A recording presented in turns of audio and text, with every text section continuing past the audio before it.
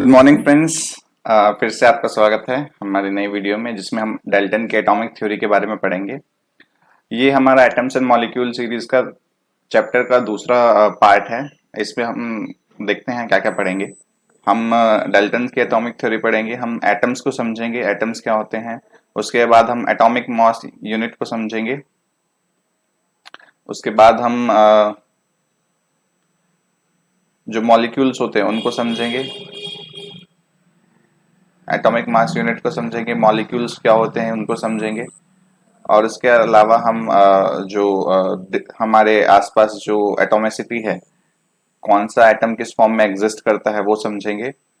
और molecular mass ये सब हम आगे देखेंगे। तो चलिए डाल्टन की एटॉमिक थ्योरी को हम शुरू करते हैं। डाल्टन एक साइंटिस्ट थे जिन्होंने एक एटॉमिक थ्योरी सजेस्ट की थी और उस थ्योरी के अकॉर्डिंग उन्होंने कुछ पॉस्टुलेट्स दिए थे।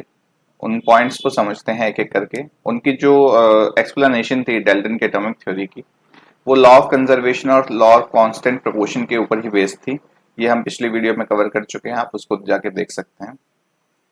अब डाल्टन की एटॉमिक थ्योरी में डाल्टन ने क्या क्या कहा था, एक एक करके उसको डिस्कस करते हैं। उन्होंने कहा था कि हर एक मैटर जो होता है, जो मैटर होता है हमारे आसपास, वो छोटे छोटे एटम्स से मिलके बनता है। तो एटम्स क्या हो गई, एटम्स जो है बेसिक यूनिट हो गई हमारे मैटर।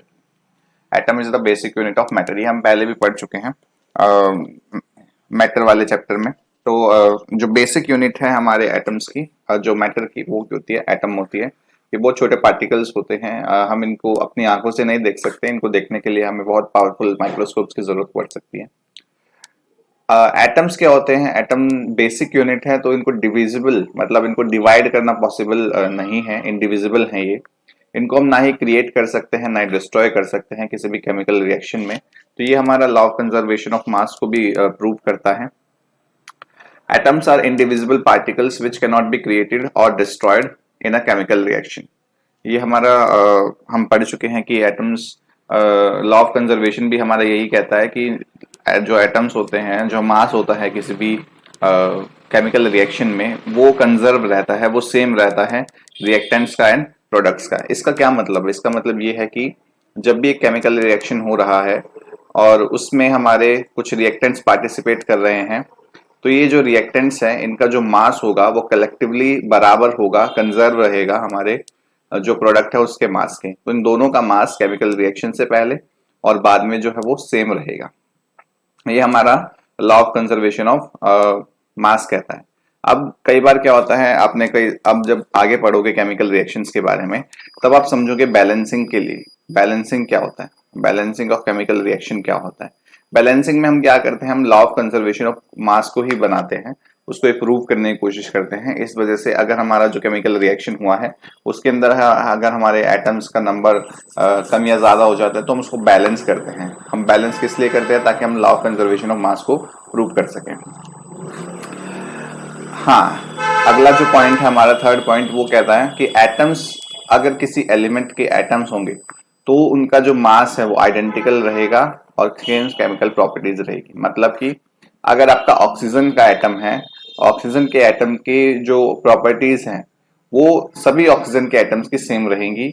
आपके हाइड्रोजन के एटम की जो प्रॉपर्टीज है वो सेम रहेगी, उनका मास जो है वो सेम रहेगा।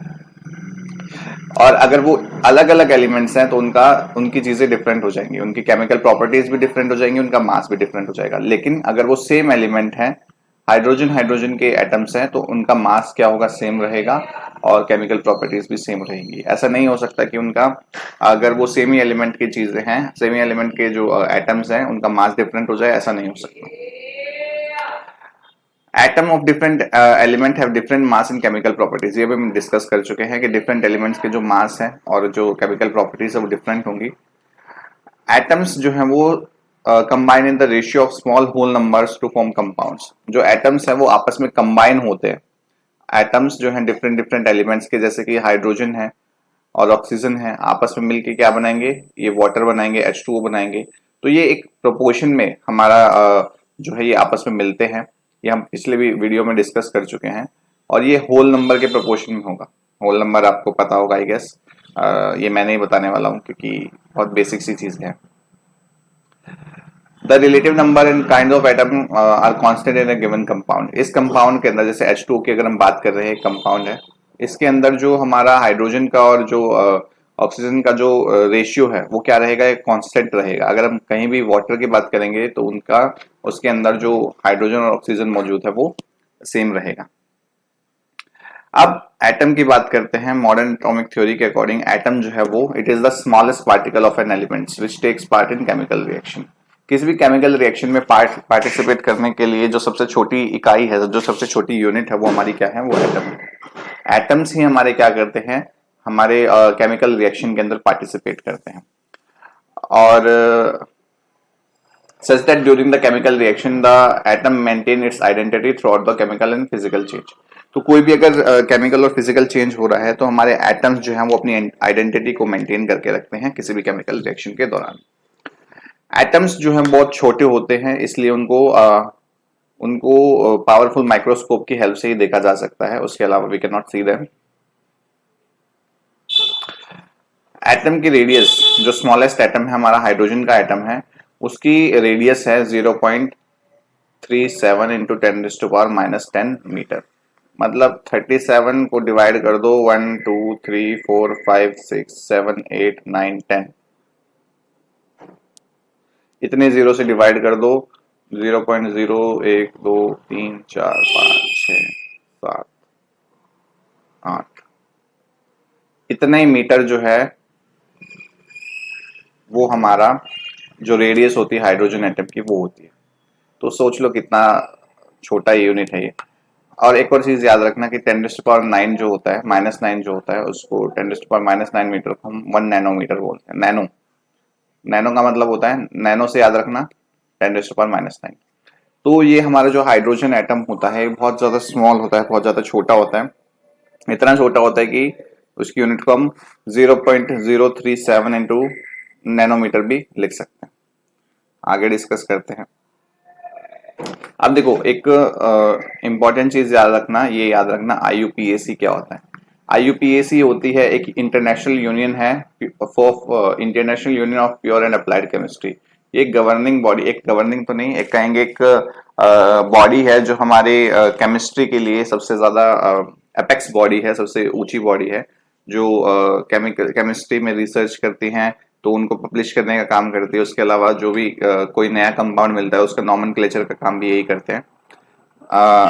आपको ये आई गेस ये विजिबल नहीं होगा, बट ये वाली चीजें जो है मैं आपके लिए रीड आउट कर दूंगा। यहाँ पे कुछ एलिमेंट्स दिए गए हैं और उन एलिमेंट्स के सिंबल दिए गए हैं, ठीक है। एक एक करके उन सबको देखते हैं। जैसे कि एल्यूमिनियम है, एल्यूमिनियम को हम Al से लिखते हैं, आर्गन को Ar से लिखते हैं, बैरियम को Ba से लिखते हैं, कैल्शियम को Ca से लिखते हैं, कार्बन को C से, क्लोरीन को Cl से, कोबाल्ट को Co, कॉपर Cu। ये आप सभी को याद करने पड़ेंगे। उसके अलावा fluorine F, gold Au, hydrogen H, zinc Zn, sulphur S, silver Ag। अब आप पूछेंगे गोल्ड को Au और Ag क्यों करते, क्योंकि ये जिस फॉर्म में हम इनको मिलता है, ये पहले किसी और लैंग्वेज में, ग्रीक लैंग्वेज में या लैटिन लैंग्वेज में इनको कुछ और बोला जाता था और वहीं से इनका जो नेम है वो डिराइव कर लिया गया है। सिलिकॉन को Si, जैसे आयरन है, आयरन को Fe लिखा जाता है, Fe का मतलब होता है फेरस। पोटेशियम को K लिखा जाता है, ऑक्सीजन को O, नाइट्रोजन को N, लेड को Pb।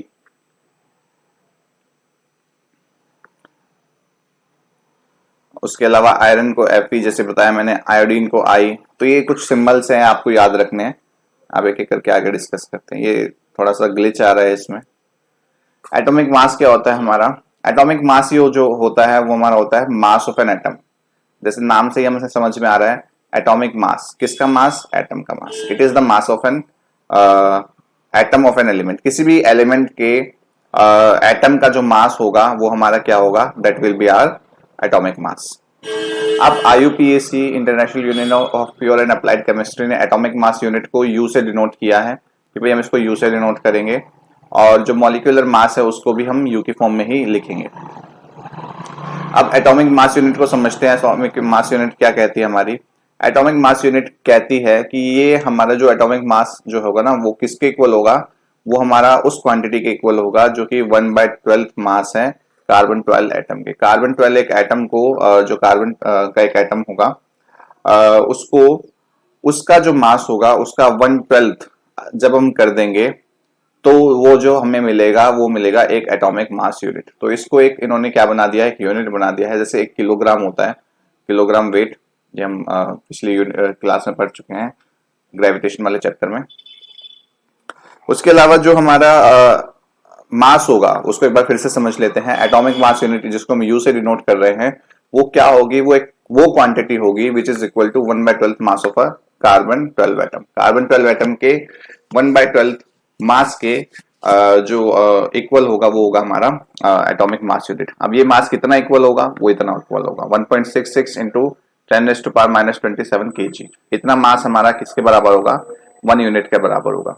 अब 1 एटॉमिक मास हाइड्रोजन का कितना होता है, 1 यूनिट, तो हाइड्रोजन का मास कितना हो जाएगा, इतना हो जाएगा। अब N जो हमारा नाइट्रोजन है उसका मास कितना हो जाएगा, उसका मास होता है 14 यूनिट। तो 14 यूनिट का मतलब है कि 14 times of this carbon 12 atom का 1/12 मास। तो ये हमारा कितना हो जाएगा, ये हमारा 14 यूनिट का मतलब ये हो जाएगा। 1 यूनिट का मतलब कार्बन 12 एटम के 1/12 जो है होगा वो हमारा मास। 14 यूनिट का मतलब 14 times of this carbon units का मास। चलिए आगे डिस्कस करते हैं।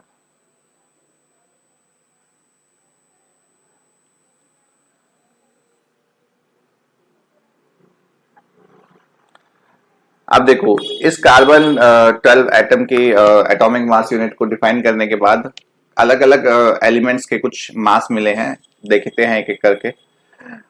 हाइड्रोजन का मास 1 यूनिट, हीलियम का 4 यूनिट, लिथियम का 7, बेरिलियम का 9, बोरोन का 11, कार्बन का 12, नाइट्रोजन का 14, ऑक्सीजन का 16, फ्लोरीन का 19, neon 20, sodium 23, magnesium 24, aluminium 27, silicon 28, phosphorus 31, sulphur 32, chlorine 35, potassium 39, calcium 40, iron 56 unit. तो ये कुछ मास है हमारे जो मिले हैं हमें एटॉमिक मास यूनिट में अलग अलग एलिमेंट्स के। अब हम बात करते हैं कि एटम किस फॉर्म में एग्जिस्ट करते हैं। एटम हमारे जो होते हैं वो ज्यादातर एलिमेंट्स के कुछ जो एटम्स होते हैं वो रिएक्टिव होते हैं और वो फ्री स्टेट में एग्जिस्ट नहीं करते। कुछ ऐसी गैसेस होती हैं जिनको हम नोबल गैसेस कहते हैं। ये क्या होती है, बहुत नॉन रिएक्टिव होती हैं, अनरिएक्टिव होती हैं और ये किसी के साथ रिएक्ट नहीं करती। जैसे हीलियम, नियन, आर्गन, क्रिप्टॉन, जेनॉन, रेडॉन, ये हमारे कुछ नोबल गैसेस हैं। नोबल गैस, सभी नोबल गैसेस हैं। ये केमिकली अनरिएक्टिव होती हैं और ये फ्री स्टेट में एग्जिस्ट कर सकती हैं सिंगल एटम की फॉर्म में। मतलब आपको हीलियम का एक एटम मिल जाएगा, हाइड्रोजन का एक एटम नहीं मिलेगा, इसलिए H2 की फॉर्म में मिलेगा। ठीक है। बाकी जो एलिमेंट्स होते हैं वो या तो मॉलिक्यूल्स के फॉर्म में रहेंगे जैसे इस फॉर्म में, या फिर आयंस के फॉर्म में आपको मिलेंगे। आयंस क्या होते हैं एक एक करके वो भी डिस्कस करते हैं। एटम जो होता है ना केमिकली वो न्यूट्रल होता है। हमारा एटम जो होता है वो केमिकली न्यूट्रल होता है, वो किसी के साथ रिएक्ट नहीं करता। उसको रिएक्शन करने के लिए या तो फिर हमें उसको कैटायन या एनायन के फॉर्म में उसको तोड़ना पड़ेगा। तो आयन क्या होते हैं, आयन हमारे दो टाइप के होते हैं। आयन बेसिकली चार्ज के ऊपर बात कर रहे हैं। चार्ज, जब कोई भी एटम अपना जो इलेक्ट्रॉन है उसको खो देता है, मतलब उसको लूज कर देता है, तो उसके ऊपर पॉजिटिव चार्ज आ जाता है, वो बन जाता है कैटायन। अगर कोई भी इलेक्ट्रॉन, कोई भी हमारा एटम अपने इलेक्ट्रॉन को लेता है, अगर किसी से इलेक्ट्रॉन उधार ले रहा है तो उसके ऊपर आ जाएगा नेगेटिव आयन, वो बन जाएगा एनायन। और कुछ हमारे जो मॉलिक्यूल्स होते हैं वो हमारे न्यूट्रल रहते हैं, उसके अंदर नंबर ऑफ इलेक्ट्रॉन्स बराबर होते हैं नंबर ऑफ प्रोटॉन्स के। यहां तक आई गेस आपको क्लियर होगा। एक बार फिर से समझ लेते हैं। एटम्स जो है वो केमिकली न्यूट्रल होते हैं। वो दो फॉर्म में एग्जिस्ट करते हैं, या तो न्यूट्रल फॉर्म में एग्जिस्ट करेंगे या फिर आयंस की फॉर्म में हम उनको रिएक्शन कराने के लिए आयंस की फॉर्म में उनको तोड़ देंगे। जब वो अपने इलेक्ट्रॉन को लूज कर देते हैं तो उनके ऊपर पॉजिटिव चार्ज आ जाता है, दे फॉर्म कैटायन। और जब उनके को नेगेटिव, मतलब जब वो इलेक्ट्रॉन को लेंगे तो उनके ऊपर नेगेटिव चार्ज आ जाएगा, दे फॉर्म एनायन। तो जो मॉलिक्यूल्स हैं उसके बारे में भी थोड़ा सा देख लेते हैं। ज्यादा वीडियो लंबी नहीं करूंगा, थोड़ा सा बस मॉलिक्यूल के बारे में डिस्कस करेंगे, उसके बाद हम नेक्स्ट वीडियो में डिस्कस करेंगे। मॉलिक्यूल क्या होता है? हमारे दो या दो से अधिक जो एटम्स होते हैं वो जब केमिकली एक दूसरे से बॉन्डेड होते हैं तब हम कहेंगे कि क्या है भाई, वो मॉलिक्यूल है। जैसे हाइड्रोजन है, हाइड्रोजन जो है उसके पास एक इलेक्ट्रॉन होता है, लेकिन उसको एक और इलेक्ट्रॉन चाहिए तब जाके वो केमिकली अनरिएक्टिव होगा, न्यूट्रल होगा, तो वो हाइड्रोजन जो है वो H2 के फॉर्म में एग्जिस्ट करता है। A molecule is the smallest particle of matter except elements. Element से तो जो है मॉलिक्यूल जो स्मॉलेस्ट पार्टिकल है मैटर का which is capable of independent existence. देखो हमने अभी डिस्कस किया कि एटम होते हैं, एटम अनडिविजिबल है, स्मॉलेस्ट यूनिट है मैटर की, लेकिन अब किस फॉर्म में वो एग्जिस्ट करेगा वो इंपॉर्टेंट है। देखो जैसे अभी हमने थोड़ी देर पहले डिस्कस किया था कि एटम्स जो होते हैं वो हमारे सबसे बेसिक यूनिट होती है मैटर की, लेकिन क्या वो एटम एग्जिस्ट कर पाएगा हमारे उसमें नेचर में फ्री स्टेट में या नहीं कर पाएगा? ये बहुत इंपॉर्टेंट जो है क्वेश्चन बन जाता है। जैसे हीलियम है, हीलियम एक अनरिएक्टिव गैस है, नोबल गैस है, तो हीलियम के एटम्स जो है वो फ्री स्टेट में He की फॉर्म में एग्जिस्ट करेंगे। लेकिन हाइड्रोजन के जो एलिमेंट्स हैं, हाइड्रोजन के जो एलिमेंट है उसके जो एटम्स है उसको एग्जिस्ट करने में दिक्कत होगी, तो वो किस फॉर्म में एग्जिस्ट करेगा? वो मॉलिक्यूल्स बनाएगा, वो H2 बनाएगा।